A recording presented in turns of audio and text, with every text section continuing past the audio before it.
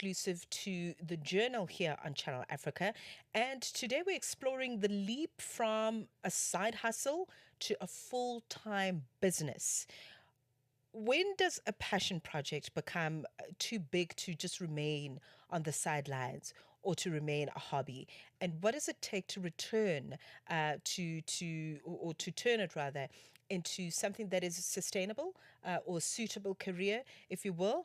I'm so honored to speak to a woman who's been able to do this very successfully. 7 years of being an entrepreneur. Her name is Inga Sebata, founder of Stitched by Inga.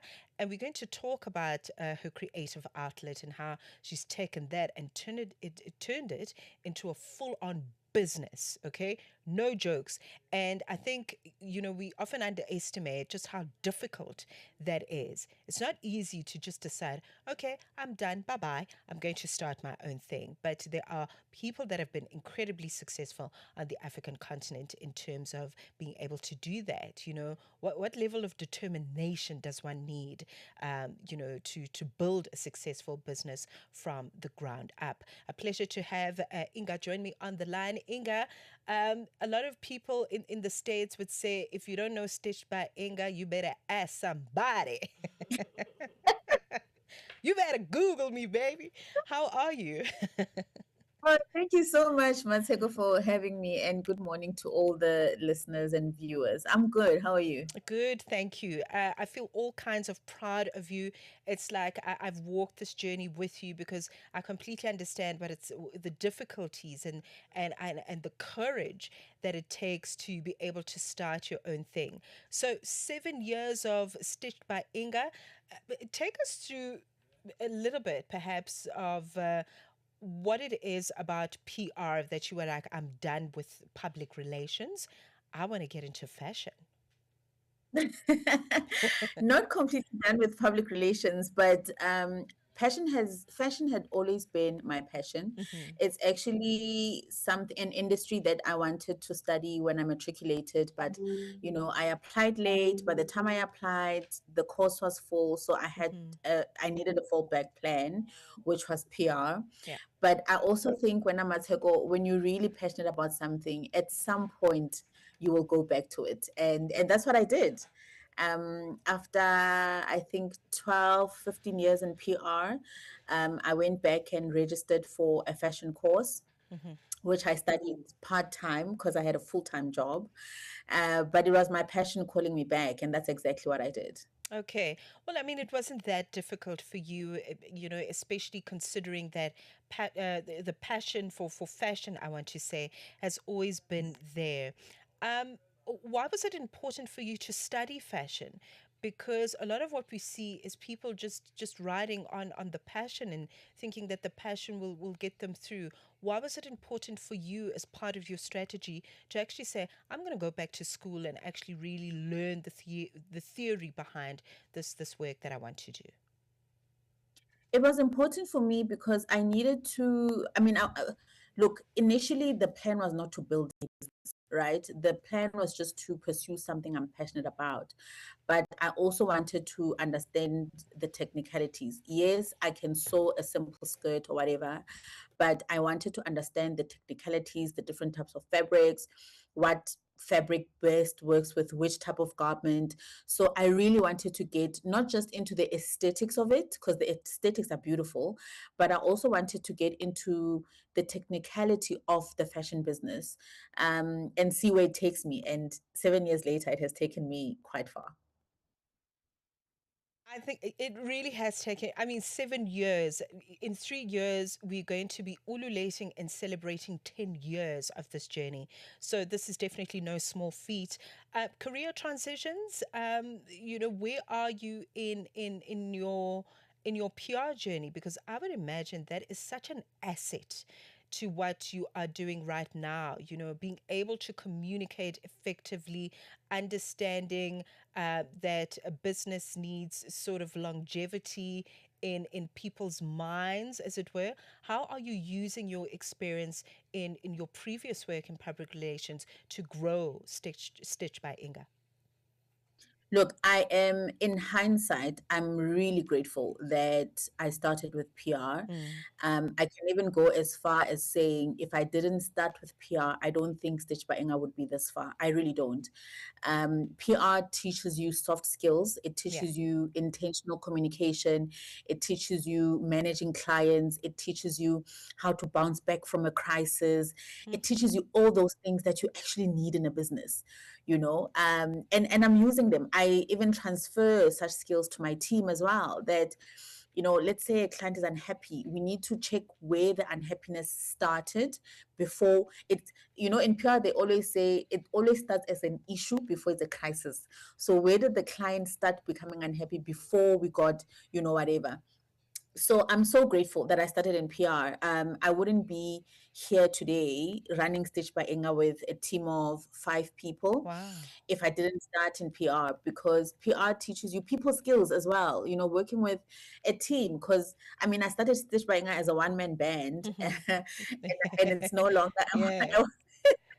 and it's no longer a one-man band. And that's when the transition happened. That when it started, I think, becoming sort of like a business, when I could no longer do it on my own and I needed more hands on deck. But I use the PR skills that I learned when I was starting in the PR industry: Mm. communication, managing clients, meeting deadlines, the importance of meeting deadlines, all those soft things, the soft nuances that people take for granted. They are extremely important in business, and that's what keeps customers coming back. Absolutely, very important. What a blessed journey this has been for you. And you mentioned so many critical things in your practice about using what you already have as part of the next chapter of what you are building. That is a fine example. And also the creation of jobs. I mean, that will always reign supreme for anyone who's pivoting out of one career into a business based career. In conversation with Inga Sebata, founder and director of Stitched by Inga, which is a wonderful fashion business for women. We take a break and return. Channel Africa and you have got something in common. The thirst for knowledge. Channel Africa is evolving, and so are you. Stay connected wherever you are with our brand new website and mobile app. Stream your favorite shows, catch up on African news, culture, and conversations, all at your fingertips. Africa is just a tap away. Your world, your stories, now on the go. Stay connected wherever you are. Visit channelafrica.co.za or download the Channel Africa app today. Channel Africa, the African perspective. Every headline has a human side. The Journal with Matsheko Mosito on the African perspective. The practice on the Journal. Well, today's practice is proudly brought to you by Inga Sebata, who is founder of Stitched by Inga. She started a business 7 years ago where she decided, you know what, I'm passionate about fashion. Not only am I going to study it, but I'm going to make sure that I turn it into a profitable business and create jobs for others that are part of the sector, as it were. I want to talk to you, Inga, about the myth of saturation. And I think Mm, that is a stumbling block or a hindrance for many women that want to get mm, it, that want to sort of fulfill their hopes and dreams. We're mm. listening to people tell us, no, you can't start a catering business. There's 5 million people doing it. No, you can't get into this because there's 50 billion people doing it. It is a myth, I think. So the myth of saturation, how did you navigate that? I think particularly in the fashion business. You know what? To be honest with you, I didn't care. I was Mm. like, okay, Yeah. fine. There are so many other fashion brands. So what? I Mm. also want to do it. Why can't I do it? Because I'm entering a space where there's thousands and thousands of them. Mm. But what I've learned in this journey is that no matter how many other brands are there, your people Mm. will find you, your Hundreds. customers will find you. Mm.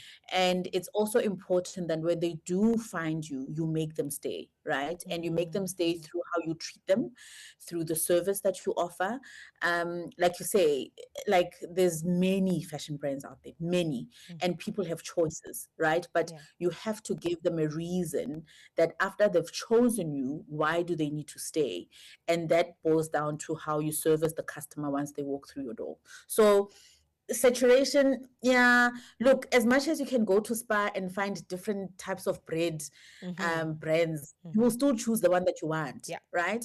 And same goes for whatever business or whatever industry you want to venture into.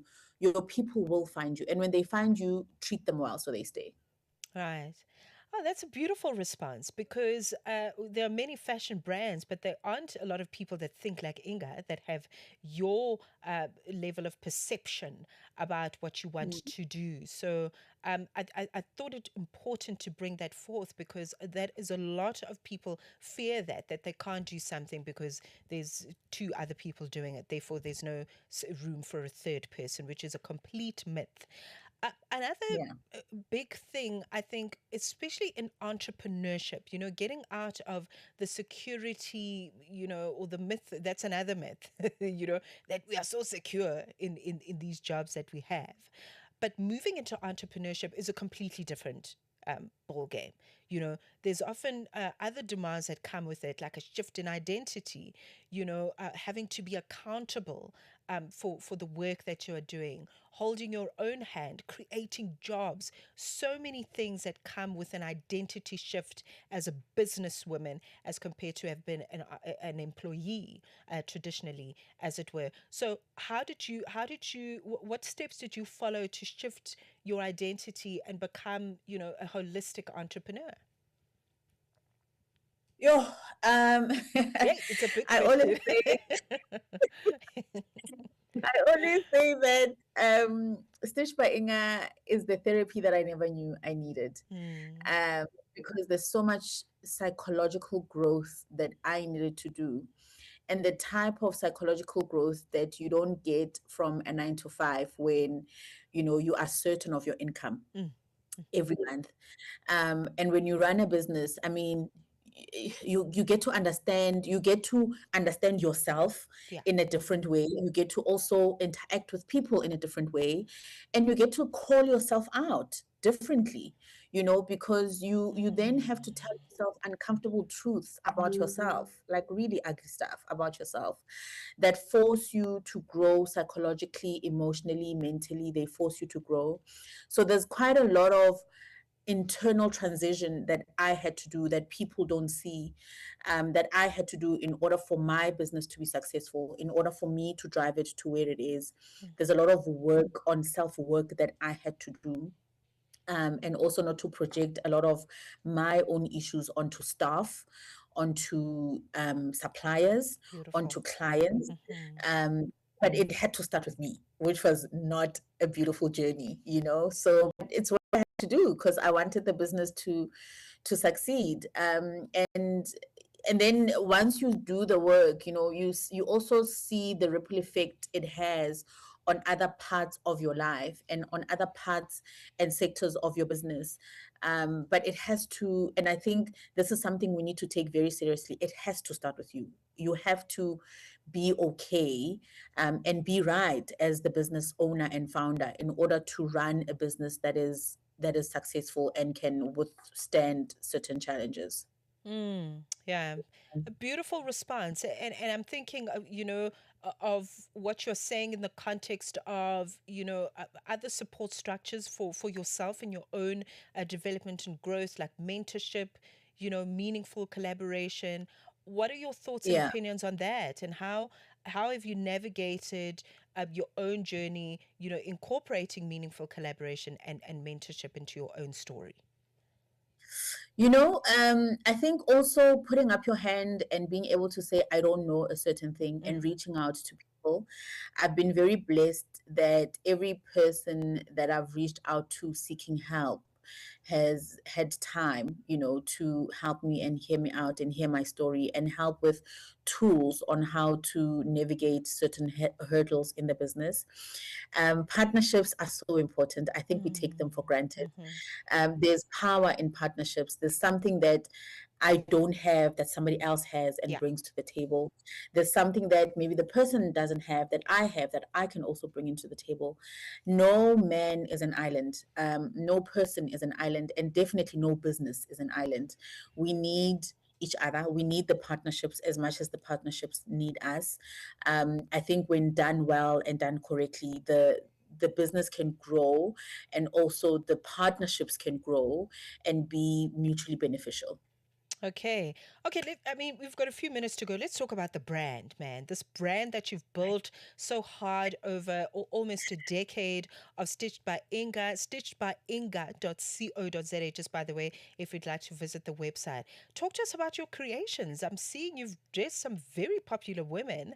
I'm seeing Hurisane Ravele on there. I'm seeing Miss Khatiki Mangana, the wonderful writer Yes. and YouTuber. I mean, she's just fabulous. Um, I forgot her name. Her name will come to me. But yeah, let's talk about the business. You know what who you create for. I mean, the dresses are fabulous, and I'm seeing different types of figures as well.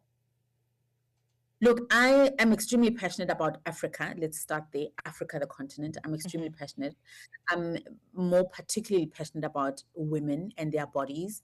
And Mm-hmm. I've always struggled, even before I started the business, I've always struggled going into a regular retail store and not finding stuff that is specific to women, to African women. Our bodies are not European.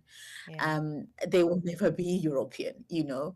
And so in building Stitch by Inga, I equally went through the trial and error of designing for the African woman, you know, because we have different body shapes and sizes. And I really feel when you are dressed well and you wear things that fit you well, it shows in your confidence, it shows in how you light up, it shows in how you interact with people, Mm. it shows in your energy, it just shows. And so that's why I'm extremely passionate with designing intentionally for the different shapes and sizes we have in Africa, Yeah. because we don't have just one size. You know, we have many different beautiful sizes. Mm. And so my brand doesn't discriminate. We are an all-in brand. We cater for everybody. On our online store, we service up to size 50, Stunning. and from size 28, because we're different. And why should we alienate people because they have different bodies to us? You know what I mean? And why Mm-hmm. should we make people feel, why should we make people feel a certain way that is not nice just because they are different? So we are extremely inclusive as a brand. Everybody's welcome. We are a come as you are type of brand, and Love we will it. cater to whatever body shape or size that you have. You know, this is really beautiful. Also, just a celebration of different cultures and traditions and fabrics. I mean, this is, if you want a piece of art that is custom made for you, I definitely recommend that you visit stitchedbyinga.co.za to get a glimpse as to, you know, what is possible for you. Women want to look beautiful these days. I mean, and we deserve to be. So that's one place to Mm. visit. Inga, thank you very much. I actually just remembered her name. Wabena my Setswana brain couldn't say no nozibele Wait, kamngana mayaba. yes, Rosabella Kamganawayaba. Oh, I tried to process. I was like, no, yeah, I was like, yes, no, Zikamngana mayaba. I mean, she looks absolutely stunning in one of your designs and all the women that you showcased. And thank you for posting real women and real bodies on your Instagram and on your website so that we can see ourselves in your garments. You are a star in the galaxy. Thank you very much for joining us this you. morning. Thank you so much. Thank you so much for having me. I really appreciate it. Thank you. Thank you very much. Inga Sebata has founded a wonderful business in fashion, Stitched by Inga. You can have a look at how she built this particular business on her website. 10:31, Figilele Ngwati standing by with the latest sports.